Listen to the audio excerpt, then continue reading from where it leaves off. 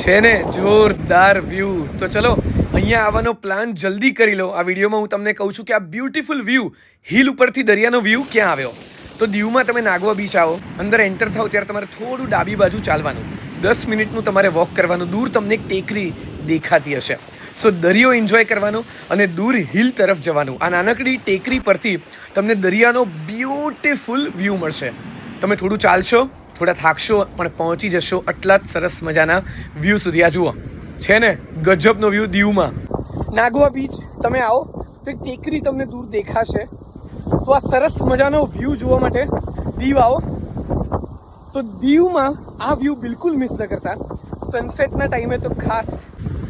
તો દીવ આવો, નાગવા બીચ આવો, તો આ હિડન જેમ ખાસ જોવાનું ભૂલતા નહીં કે જુઓ કેટલો અદ્ભુત વ્યૂ આ ટેકરી ઉપરથી દરિયાનો આવે છે. ફોટો સેશન માટે, સેલ્ફી માટે, વિડીયો માટે આ જગ્યા એકદમ પરફેક્ટ છે.